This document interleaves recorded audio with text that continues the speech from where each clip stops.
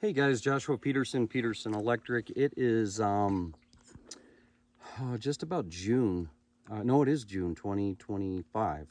And for my SEO guy, this is going to be about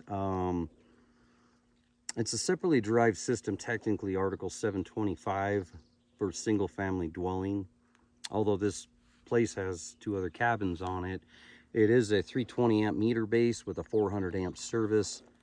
They do them a little different now because of code from 25 years ago. I think this place was built because you have to have one 400 amp main, and then you could split to two 200 amps, or it has a double lug that comes off to feed through bus bar. So anyways, this guy called and had a Generac system put on.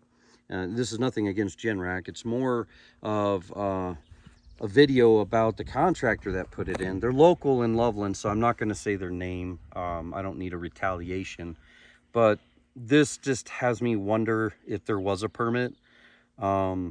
Sometimes some things, in my opinion, don't always need a permit, but I know everything in the city county wants a permit. I get that, but I've been in the trade since 1996. I started in 97.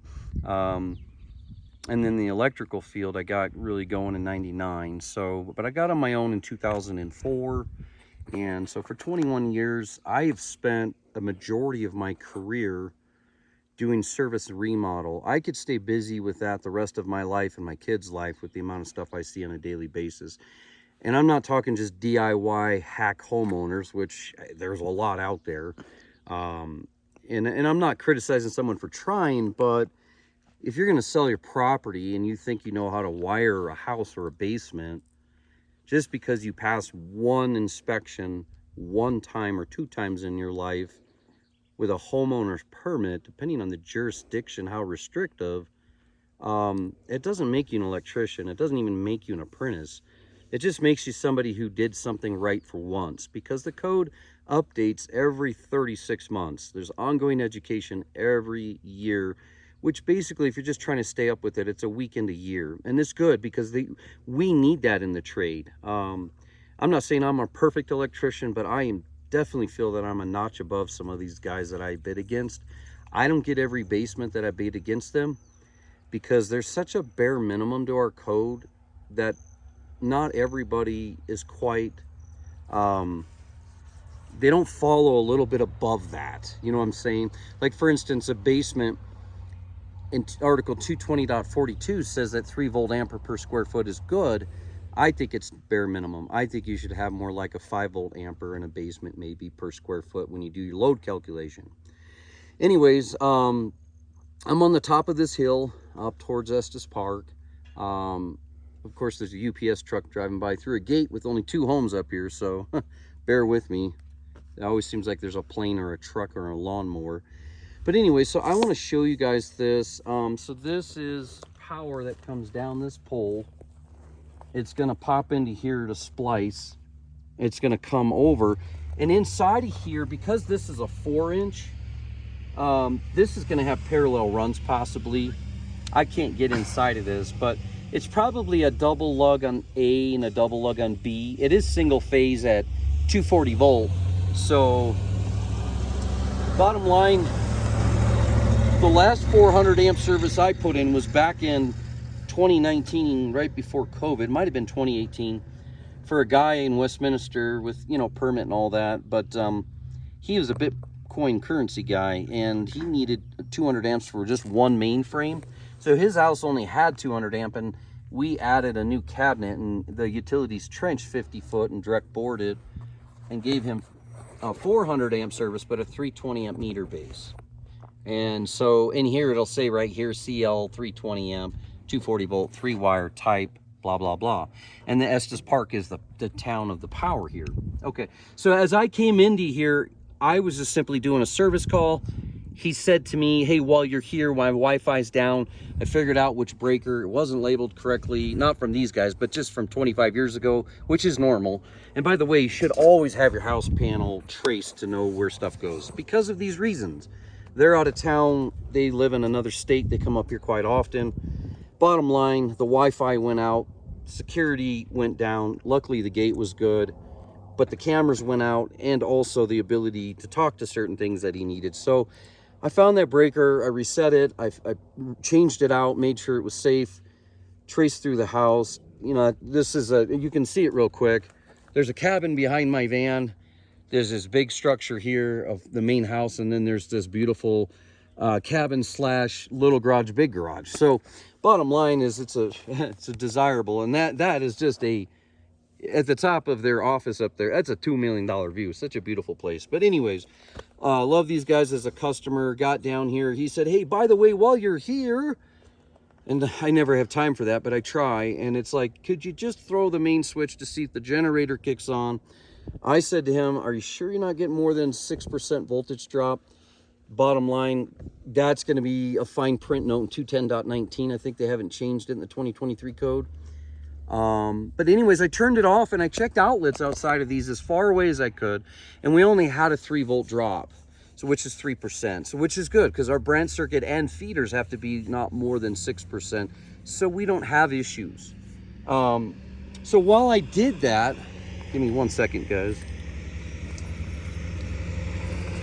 So while I did that, I came up here and I simply just took this off, and this screw was piercing the neutral.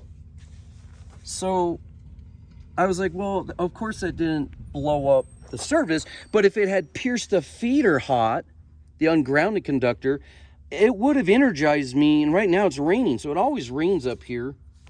And the bottom line is they didn't have any grounding in these gutters. This gutter is way too undersized. The gutter, these didn't have the caps and they weren't taped, and actually each splice was loose. So I pulled each one out, tightened it, and guess what? If I kill the breaker, the generator kicks on. So I'd have to kill the generator switch to make sure it doesn't. So that has to be labeled. And well, is it? Yeah, you know, technically it is over here. It is over here labeled, but they locked it, so I can't even get into it. So over here, you can see right here, it wasn't grounded either. So we sanded it down, put a lug and a bolt. Now this I did a number 4. These guys did it through here, but they didn't even tape it. It's good to tape it, guys, just so you know in the gutter what goes to what. Then they didn't have any Myers hubs. They could have had a bunch of 2-inch Myers hubs, but they didn't want them. So I sealed it with silicone. I'm not going to take all this apart and rip it out. And then, I mean, not to be critical, but why use this wood? Why not just build a strut system, dig a hole? They had a tractor up here. Pour some cement, come up, make sure that you spray on that tar on that strut, just so it kind of it doesn't rust as quick. And then come across, and then just, you know, I know the feeders are coming from probably here, so that might be unsafe. You can't take the strut all the way to the pole, of course. But right back here is not the feeder. You could have just put a piece of strut, came up, secured it to the wood, and had extra securing, or just lag it, for Pete's sakes, with some lags and some L brackets, and then put your 3/8-inch bolts and nuts over here, and given a huge gutter. I mean, what does it matter? Look how this looks in the first place. Who cares? You don't like it, put a bush in front of it and grow it, but you got to maintain, honestly, for utilities, it's probably going to be close to 10 to 15 foot. For us as electricians, common sense is 5 foot. If it's just a little small junction box, it might be 3 foot. So, but bottom line, guys, the other thing is, like, just go the extra mile. Look how much trash I just simply picked up. Well, that doesn't matter. Yeah, it does. You know, it really does. Because when I'm up here at night and something goes out and I put my knee down in the ground and that goes into my kneecap and cuts all those tendons, all because someone's just typically lazy. You know, I'm amazed at how people don't go the extra mile. But if you look in Article 250.102C1 and you look at 250.66, it does state you need a 1/0. Well, but you don't have to on auxiliary gutter. Right, but what does it hurt, guys? Where is my grounding electrode system here? Not to be found. How do I know that inside of that brown door that the water is bonded? I don't, because I don't have a key and they're not here. But what does it hurt to put a 1/0 and just scoot these two number 6s they did and put that 1/0 in and come down and look, just put a 1/0 here and a double lug and then I put a number 4 through this gutter and put a number 4 to here, and we sanded it both sides and then locked it. And that's a locking nut.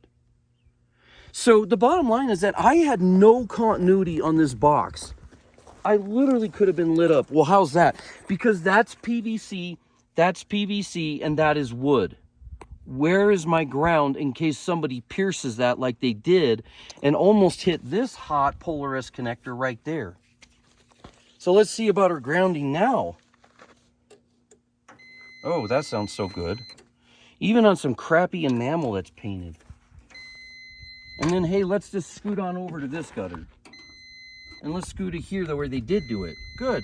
So see, guys, all this PVC in here, all of this has to be one bonding EGC grounding conductor. EGC on the backside, Article 250.122. But still, in a way, this is your primary coming here. Now, the one thing I will criticize is why didn't they put in a solar disconnect sticker? This is just a Millbank. It should have said right here with a placard, and I honestly don't have that machine yet.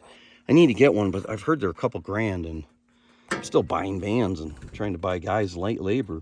But right here, it should have said it. Now, it says it over here, and so evidently they have that sticker, or they just buy them. But I've got one in my van, and I'm going to put emergency service disconnect.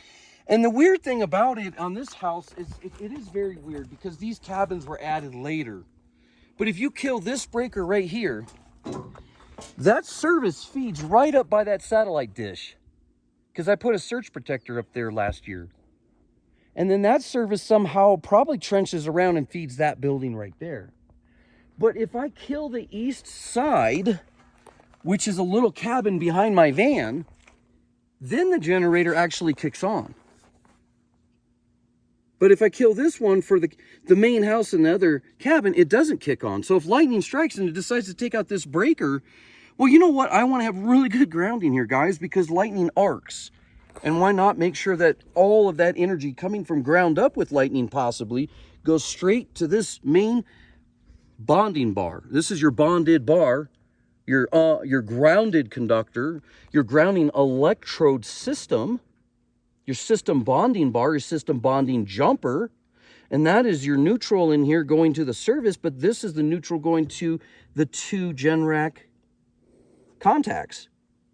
Now, here's what I don't understand. I thought this was just, honestly, not to be rude, but stupid. So if you watch my videos, that company and train your guys, and you see yourself on the video because you did this work, then take it for what it is. But they trenched 450 foot up past that pole light around the corner for the generator.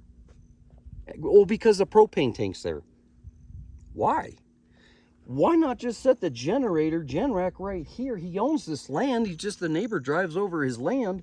Put it right here, and guess what? Well, I don't have a propane tank. Well, why not have a separate propane tank? Heck, you can't have it within, I think it's 15, maybe safe as 25 foot. But if you had a propane tank, why not just set it there so the guys that come in service is here, and then you just trenched up the road like they did instead of all the way over around that way. You could have literally just trenched that way right into that crawl space mechanical room where the two lights are with the brown door. Because the pressure regulator for the propane tank is on the other side, and that house has cement. So anyways, the point I'm trying to make is the other thing I saw is they didn't have plastic bushings. Well, I can't get to those. That's just impossible without redoing this whole thing. I don't see that they're digging in, but any wire over a number 4 has to have a plastic bushing. Now, do you have to have a bond bushing? No, but you could have had Myers hubs. And then guess what? The metal here would have grounded the Myers hub because you had grounding that would have been in place. But see, they didn't have that. So I put a double barrel. Show them, Jason. Now, the other thing they didn't have is an inner system bonding bridge bar, which is 250, I think, .94. But, well, wait a minute. That's only for services. This is a service. And there is utilities for Comcast. So it's not my job to bond it, but it's my job to supply it. Anyways, let's go real quick on this video. I got to hurry up.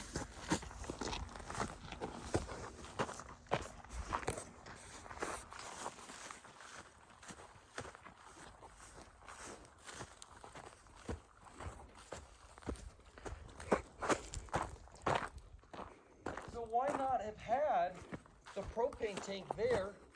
If they didn't want to look at it right here, whatever, put a fence around it. But why not put the propane tank down there and just trench up here anyways, because they have to. But instead of going around the whole house, and if you don't want to hit the septic system in the cleanouts, right? Maybe that's why they didn't. There is a septic system here. Okay, well then, maybe that's the leach field. Fine. But see that pressure regulator right there? That's the gas, the propane line, the first one. The question I have to the plumbers, you can put in my comments, do they have a regulator that bypasses or puts on 2 zones? Or if the power goes out of contact, closes and switches to the other gas line? I mean, my RV has a selector switch to do propane tank 1, 2, or the center. So if there is a leach field here, and the service does come in here and back out somehow, maybe that was just honestly a bad way to think about how to do all this, and I'm wrong. But if the gas guy could have put him right here or down here, trenched, look how short that would have been to go there. Me personally, I would have put the propane tank right down here and put a fence around it and propaned up, had 2 propane tanks instead of trenched. Come with me. Sorry, I'm out of breath. It's like 9,000 feet up here, I think.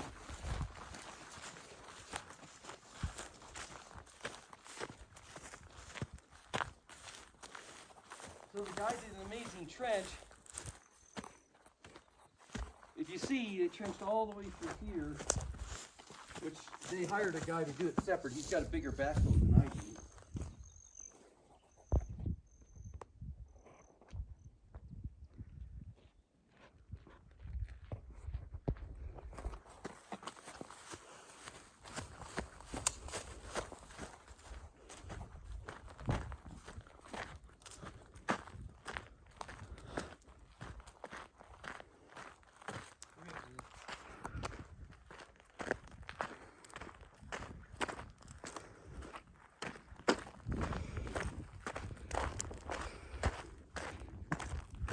Okay, so power coming all the way up here is not a huge wire for that to kick on and send power back to the house. Honestly, I don't know if it's fed high enough, but evidently there's no voltage drop, so kudos to them for that. Here's your disconnect switch. If you had to work on it and kill it right there, here's your propane line. Okay. But this had to be upsized and tapped with the plumber to get this done and go back, but it also feeds the house.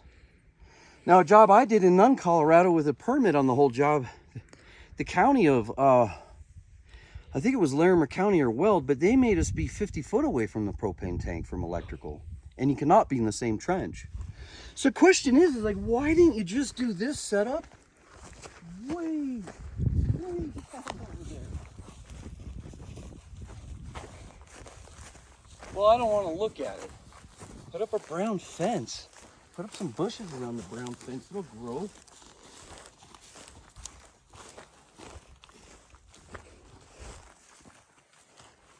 I mean, guys, look where we're at here, and come down here. Look where we're at over there.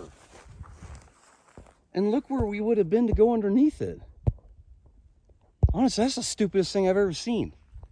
I don't get why they would have done that. I mean, you could have honestly had a great feeder, hardly any voltage drop, keep the equipment down there, put the propane tank, trench the street like they did, or not trench the street and put it right next to the side of the home and have the propane with a shorter line, a less larger size gas line based upon how far they got to go, and then had a way to select the switch. Well, we didn't want to be here and have to worry about the propane switching over. They have to have some type of contacting system that moves. You have coil systems inside of a furnace that take 3 amps in order to open up the gas valve inside of a normal furnace. They've got to have something like that. Any which way, these are the 3 buildings that they do, and that's why it has a 400 amp service. So what I believe is that that's 200 amp to that one. These are tied with a feed through bus bar. And then this guy by itself is 200 amp, or that one's by itself, and this one was put in first. That's the part where it is a bit mixed up. I have yet to figure that out. I've done a few service calls, like getting a Lutron system on these pole lights to work 3-way from both sides. I figured that out. And then some more Lutron in the house because there was no switch from that porch light to this here and no there to there. So there's no 3-way as they come in this door or this door. So I got that figured out.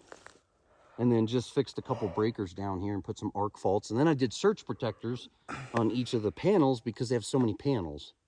So, you know, bottom line is a lot of it's just been service stuff. But for this right here, I just don't understand why people do that. Anyways, I took a class on Generac this last winter. My son and I did. We're technically certified, but I want to go out of state. They've got another class coming up, and I think I'm going to go out of state for that here next year and take my son out there. But yeah, we're definitely going to get into more of that. And mostly I do the twist lock plugs with a Ronca transfer switch and just do a portable generator to come up at, like, you know, 50, 60, 40 amps, 240 volt. Normally I do stuff like that, anywhere from like a 12 kW down to a 7 kW. So, and those work really good, guys, if you're good with gas and you know how to treat a generator, keep oil, get your oil filter, fill it, change it every 50 hours, run it every 30 days so the pistons don't go flat. But that's no different than Generac. The only thing with Generac is that the whole entire system will work well, and the whole yard and property kick on, the house, everything, sheds, cabins, barns, outbuildings, that all kicks on. But you have to make sure you have enough propane. So again, why wouldn't we have another propane tank and a way to select it? All right, guys, thanks for joining us. Hopefully that is a little not confusing and not to be too harsh. I mean, I think they did a decent job, but it's the attention to detail I just don't understand. Thanks, guys.